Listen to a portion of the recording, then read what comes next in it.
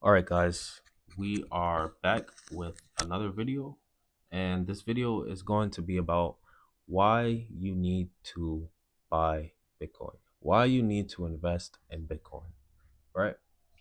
So, to start off, we have a regular chart just showing the current price of Bitcoin. Today is August 8th, 2025, and the price of Bitcoin is at $116,000, right? Okay, we can see we're looking at the all-time chart here, and we can see when it started, it was at $5. Now, you may be asking, why does Bitcoin keep going up? And I will explain it to you right here. So first we have to start off by looking at the United States dollar, right? So in 1933, the United States took the dollar off of the gold standard, right?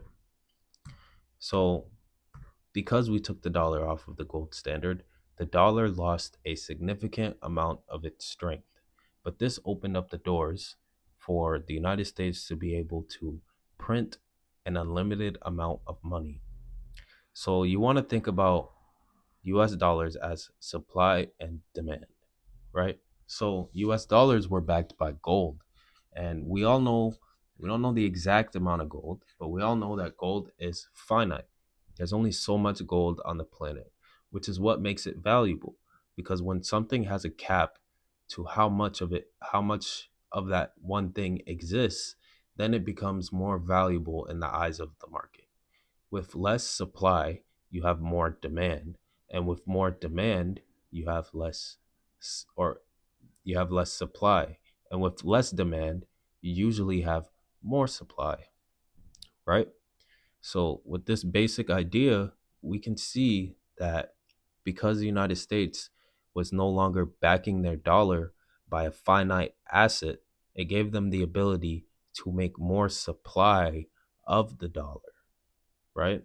And because you have more supply, then over time, you're going to have less demand, right? It's just the United States sells their United States treasuries, their bonds to the rest of the world. And basically, the rest of the world was investing in the United States because the economy was so strong. And the people here, like me and you, who live in the United States, we are programmed to want these dollars, when in all actuality, they're just printed from a machine and they're not worth anything, right? So it's just a note that you just trade because everybody sees value in it as of right now. But if you live in the United States and you're the average person, you're not crazy rich, then you definitely have been feeling the weight of inflation and the very rapidly increasing inflation that's been going on in this country, right? So we're going to take a look at this inflation calculator to help us better understand and visualize this happening, right? So from 1933, the year that the United States took the dollar off of the gold standard, to now, 2025, if you purchase an item for $100, right? In 2025, that same item would cost you $2,481. And you have an rate, excuse me, an inflation rate of 2,381.2%. I don't know about you, but that sounds crazy to me. So now the question is, well, I'm making more money, so does it really matter?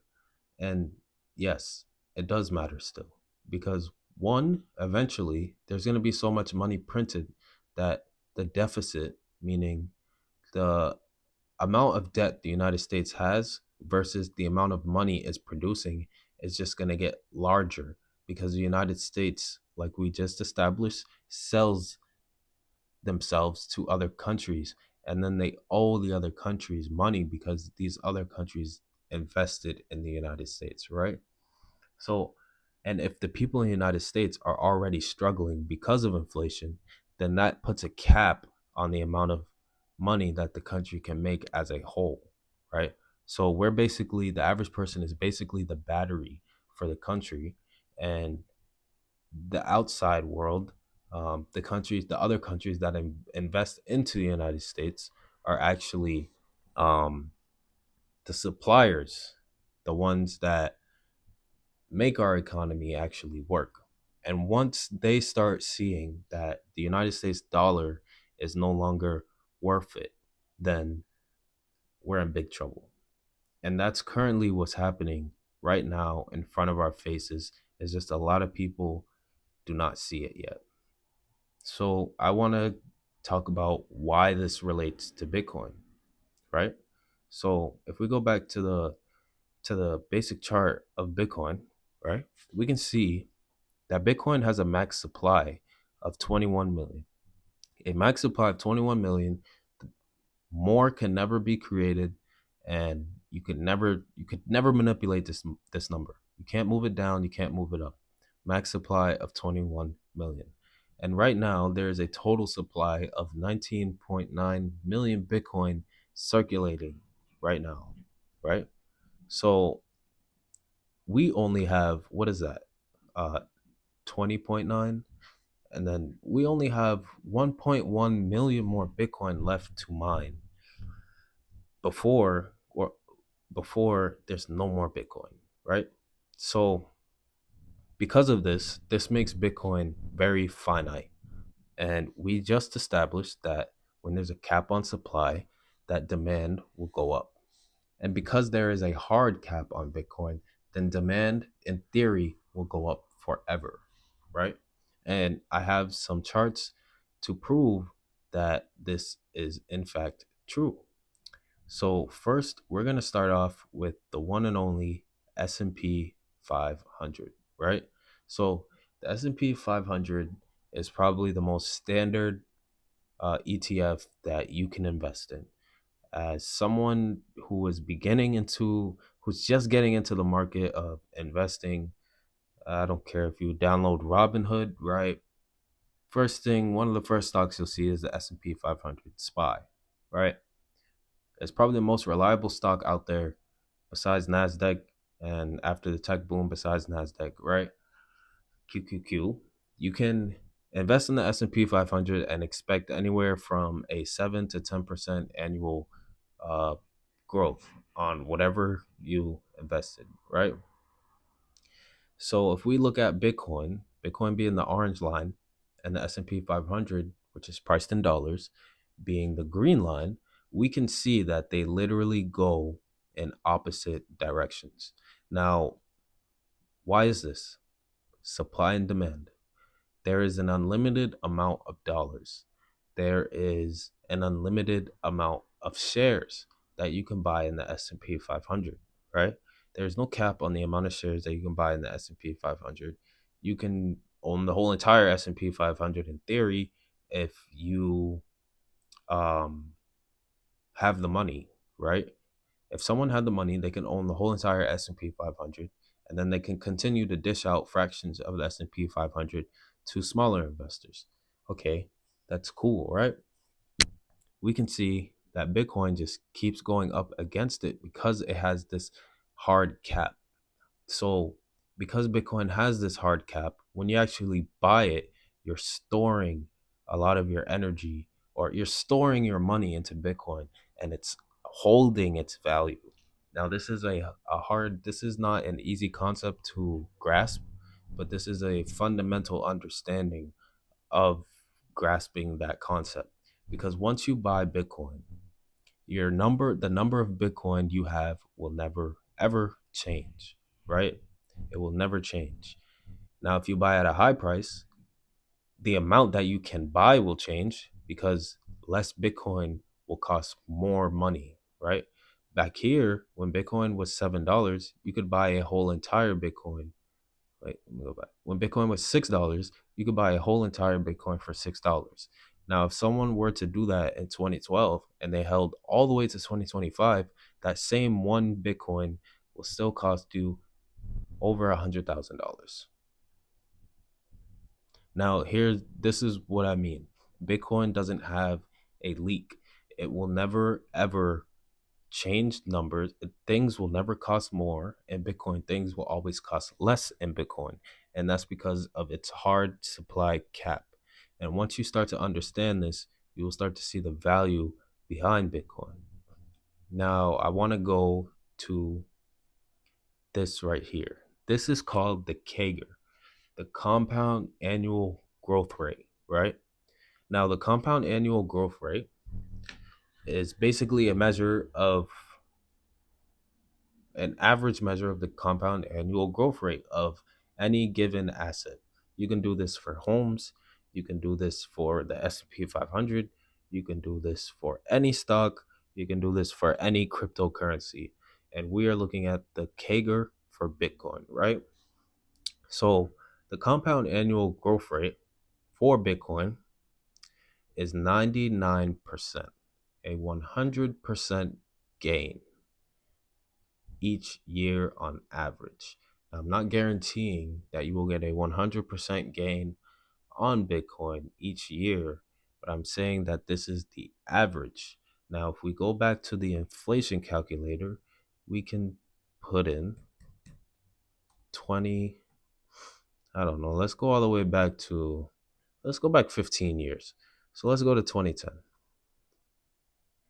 Let's go back to when Bitcoin came out. So let's go to 2010. This is around the time that Bitcoin came out, right? So if you bought Bitcoin, or let's actually see, right? Let's actually see. This is the wrong chart. Let's actually see, right? In 2012, what is this? In 2012, we'll go back to 2012. In 2012, uh, July, December, January. There we go. So in January, Bitcoin was $5, right? It was $5 in January 2012, right? I mean, in January 2012. So we'll go to 2012 and we'll put in, let's just say you bought Bitcoin, right? For $5, right? In 2025, that same item would cost you $7. Now, that doesn't seem like a lot, but if you look at the rate of inflation, that is a 40% inflation rate over the course of 13 years. Now, let's say every year you get a 2% raise, right? Now, if you measure 2% times 13, that is a 26% increase in the amount of dollars that you're getting. That's nowhere near 40%. You're still 14% off, right?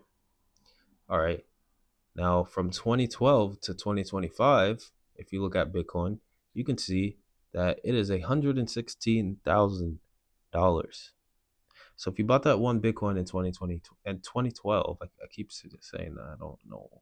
If you bought that Bitcoin in 2012 for $5, then your purchasing power would be $116,000 right now. Now, I don't know if that sounds crazy to you. I don't know what I don't know if this is really helping you guys, but I'm going to keep making videos to try to further explain why Bitcoin is the thing that you really want to invest in. But look, you have 100% growth rate. That is double the inflation rate over the course of 13 years. And if you hold Bitcoin for 4 years, you're definitely going to see somewhere between, and this is bearish when I say 50%, but you're going to see somewhere between a 50% and a 100% gain on your purchasing power, on the amount of Bitcoin that you invested, right? So Bitcoin basically is going to store your value and hold it for you. Now, I'm trying to put these videos out and spread awareness about Bitcoin right now because it is very early, or not very early, but it is still early, even at $100,000 to buy Bitcoin. And you may ask me why, because you're going to think in whole numbers that you need whole entire Bitcoins, but that's not the case. You do not need whole entire Bitcoins. In fact, you can make a difference in your life by buying fractions of a Bitcoin, right? And before I get into that, I want to actually talk about one more thing, because I know the American dream is to buy a house, have a family, drive a decent, nice car, and live in this free, open country where you can enjoy a lot of aspects of life. And even if that's not something you want to do, you want to travel the world, even better, because your purchasing power will always stay the same, because Bitcoin is a global asset as opposed to buying the S&P 500, and it is priced in dollars, right? So here we have the price of a typical house in Bitcoin versus fiat, right? So in 2015, the price of a typical house, 2015, 10 years ago, the price of a typical house was $168,000, right? And now in 2025, 10 years later, it almost it almost doubled in price, right? Over the course of 10 years. And if you look at it in Bitcoin, because Bitcoin is a deflationary asset, because there is a hard cap on the amount of Bitcoin there is, you can see that in 2015, $166,000 was worth 530 Bitcoin. And as you keep going down and you go all the way down to 2025, I don't know what that is, but if you keep going all the way down to 2025, you can see that Bitcoin is worth a house in Bitcoin right now is on average 3.8 Bitcoin. You might as well call it 4 Bitcoin, right? So this number is just going to keep going down, as we can see from 2015 to 2025. In 10 more years, we can expect houses to cost fractions of a Bitcoin. If not fractions, if you want to be on a more realistic side, you can say, or if you want to be less hopeful but still invest, you can tell yourself that Bitcoin will actually be worth, or a house will actually be worth probably 1 Bitcoin, the way it's looking. Bitcoin is without a doubt, without a doubt in my mind, within the next 10 years, Bitcoin is going to be over $250,000. And I can see Bitcoin going on one more bull run and maybe even touching 135K this year. So I'm saying that to say, you want to have some amount of purchasing power that will make some type of difference in your life. You want to invest in Bitcoin, because Bitcoin is pretty much the only asset that you can buy on the market right now that is deflationary. You can buy it at any price and it will store your value better than any stock you can buy. And I hope this video really helped you guys understand. And I'm gonna try to make more videos explaining Bitcoin as these ideas pop in my head, or as these new methods of explaining Bitcoin pop in my head. I'm going to continue to push out these type of voiceover videos talking about why you should and quite honestly need to invest in Bitcoin. And I just want to leave you with the idea that inflation is going to eat away at your purchasing power. So if there's nothing that you do, you want to hold assets. Even if I really think Bitcoin is the best thing to buy, but if you are someone who owns homes, if you have enough cash flow to actually beat the interest rates that come with owning a home in today's market, um, when inflation does come and they do print more dollars, some of those dollars will flow into the housing market, the real estate market, right? But eventually it will flow from the real estate market into Bitcoin.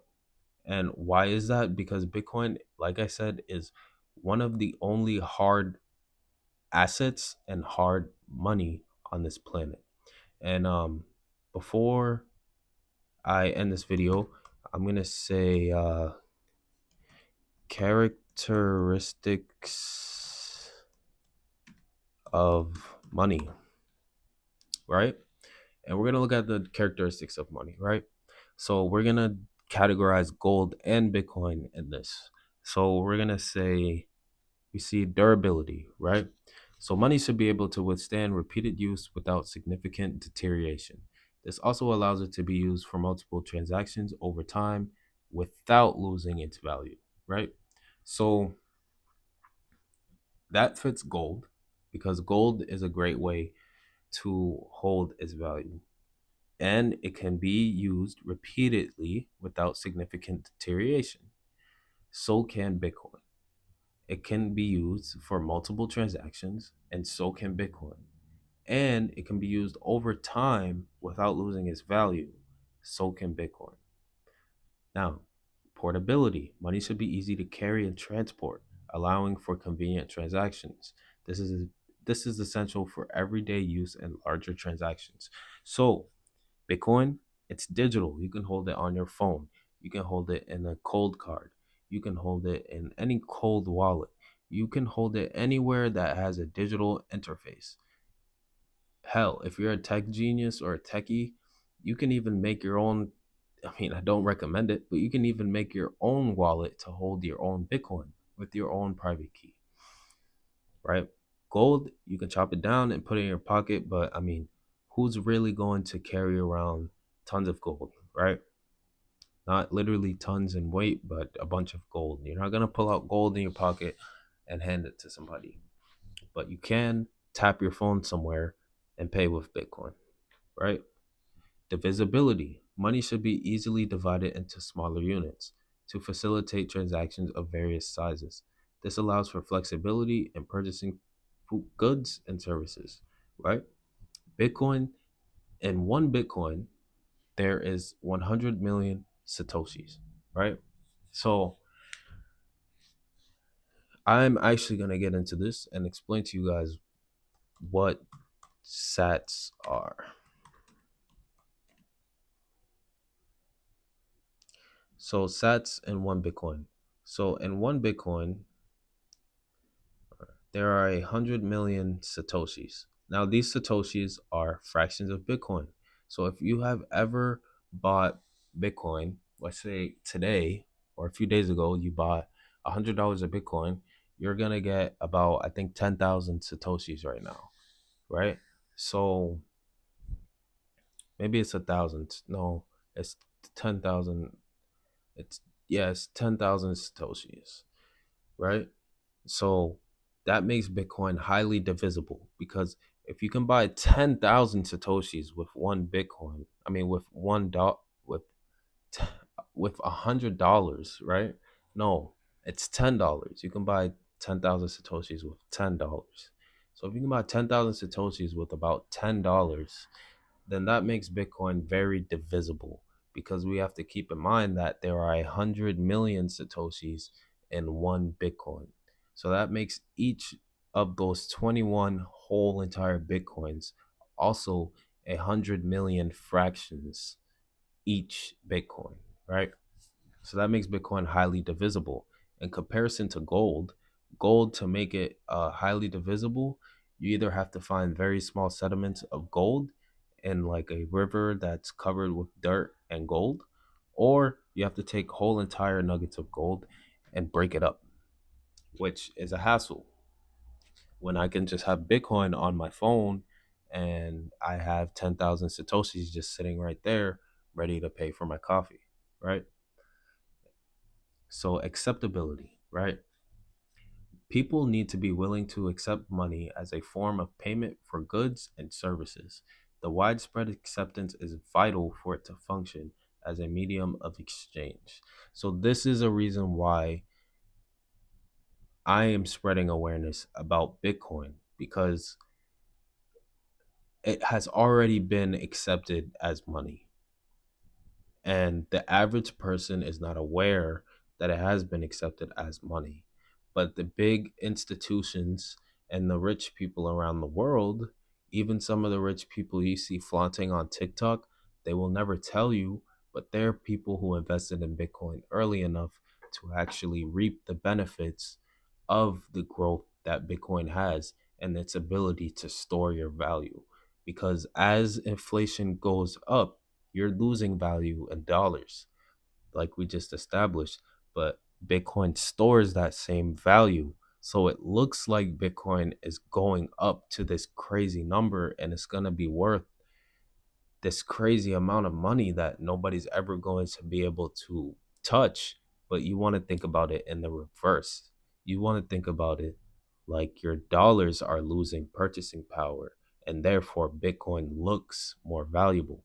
It's a big illusion, and you have to kind of, as you study it, you'll start to break it down and see that your mind is going to start switching, and you'll start seeing that Bitcoin actually is the hard money and the dollars are the fake money, right? So that's why I make videos like this, to try to spread awareness on Bitcoin and what it actually is and why you should buy it. And here we go, limited supply. The supply of money should be controlled to prevent inflation and maintain its value over time. So we can see that even inflation is a great money killer. Um, it, it diminishes value, and there's nothing more or less to it. And that's why I stress that Bitcoin has this cap on money, because it literally can never be changed. So because of that, that puts it down in another category for it being hard money. Uniformity. Each unit should be identical and consistent, promoting trust and confidence in its value. So all 21 million Bitcoin are the same Bitcoin. Now you can do something and look up the white paper on Bitcoin and read that. But basically, in the white paper, it goes over Bitcoin and what it is, it goes over its code, it goes over how you can trust it, it goes over how people verify transactions. And I'll make some videos later on all of that stuff. But Bitcoin definitely has uniformity, because we just went over sats and we just went over one Bitcoin, right? And it is always the same. One Bitcoin stays one Bitcoin all the time.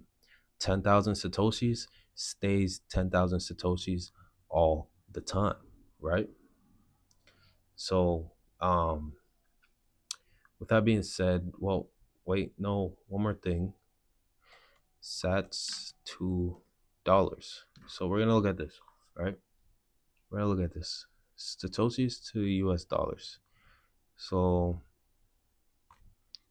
say you get 100 Satoshis. So when you buy, let's just say go on Coinbase and you buy some Bitcoin.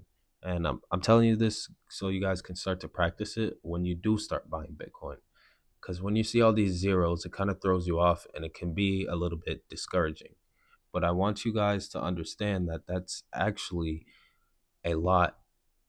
And I know it sounds crazy, but that will probably, in the future, that will probably be someone's daily income, 100 Satoshis. And that's probably if they're lucky. So this is what it'll look like. You go on Coinbase and you buy 100 Satoshis. That'll cost you, like I said, about $10. It's actually 11. I mean, not $10. That'll actually cost you about a penny. So um, this obviously will increase over time, right? Stupid ad. This obviously will increase over time. And then this will obviously gain or store your value. So your value of one penny will actually become less valuable. And in Bitcoin, it would become more valuable, right? So let's go to 10,000 Satoshis, which is $11. So in the future, this 10,000 Satoshis, in theory, will look like a lot of money to the average person once they are completely priced out of Bitcoin and Bitcoin is completely integrated into the financial system of the world, right? Because Bitcoin is a global asset, just like gold. So this is, now let's go to one. Let's see what a dollar is. I think a dollar is 1,000 Satoshis. So these zeros on the sats, right? These zeros on the Bitcoin, right?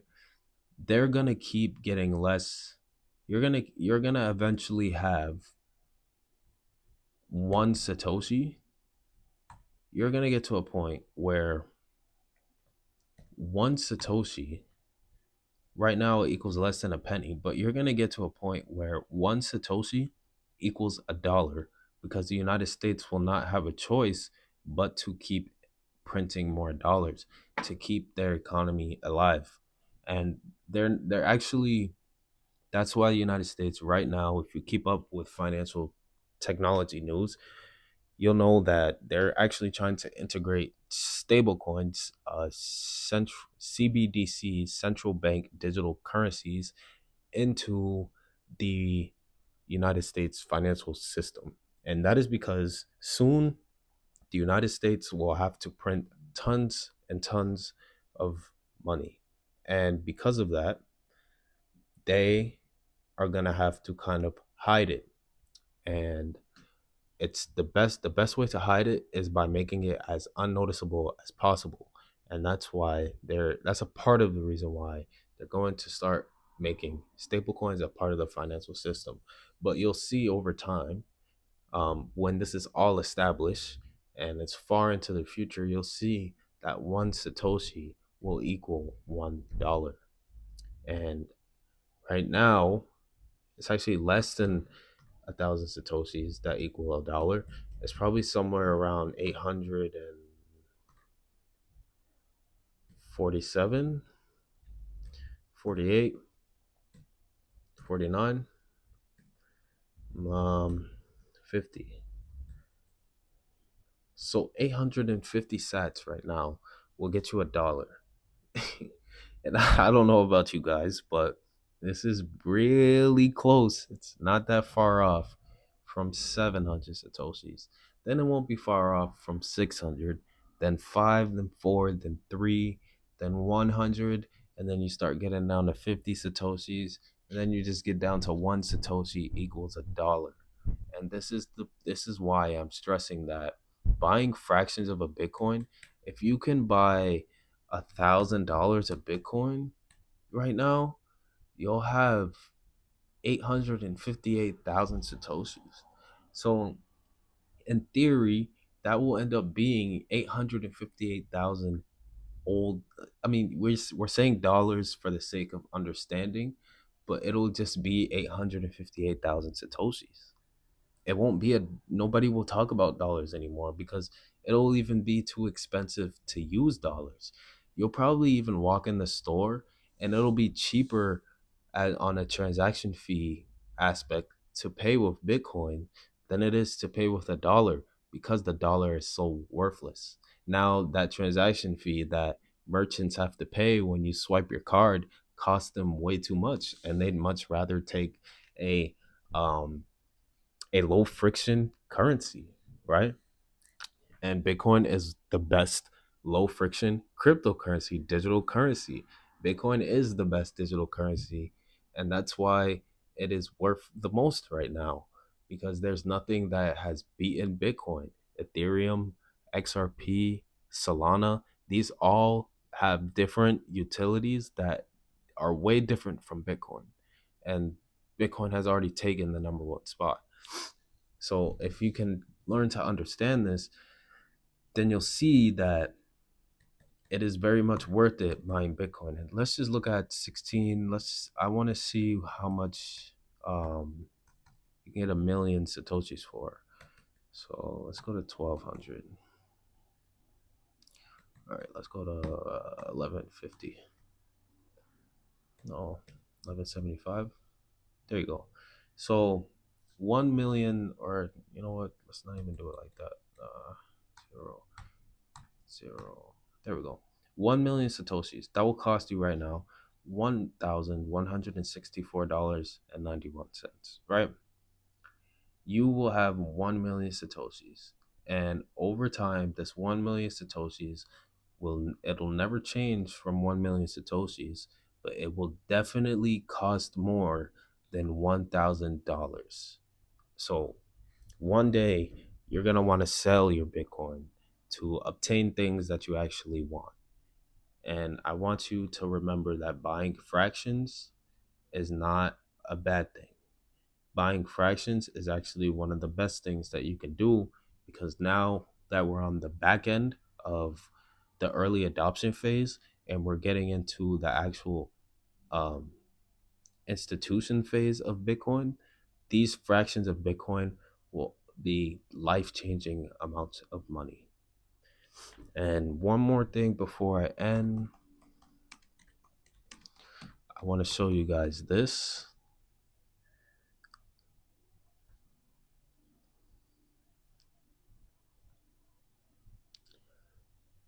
So, Bitcoin right now is number 7 in the top assets by market cap.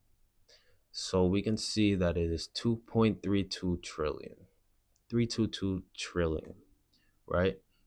And Amazon, it's about to take over Amazon, right? That's a very close gap. This is also a very close gap. When Bitcoin hit its all-time high of 120, it took over Amazon and it took over Google. And then it just has to go after Apple. Then it has to go after Microsoft. Then it has to go over Nvidia. And all of these assets right here that are right above Bitcoin are within a what? Basically $2 trillion range. 2.1 trillion range, which is pretty much nothing for Bitcoin. That is nothing for Bitcoin, because one day Bitcoin is going to be 500,000. And by the time it reaches 500,000, it's going to have a market cap somewhere around here in the top 3 assets. And the only asset, as we can see, that created a large gap is gold. And you may ask why. And it's because gold is the hardest money known right now globally. If I go up to a stranger and offer them a pound of gold, they're going to take it no problem, because it is worth more than dollars. And the same thing is going to happen with Bitcoin, because it is already worth more than dollars. So if I go up to somebody who knows of Bitcoin and offer them 1 Bitcoin, they're going to take it because it's worth more than dollars. You understand what I'm saying? So when it gets to this global level, like gold is, then nobody will ask the question about Bitcoin. People will just accept Bitcoin. So I'm making this video once again to help you beat the curve. And if you find this video, I encourage you to do a lot more research on Bitcoin. You can wait for me to drop videos, or you can go and do your own research.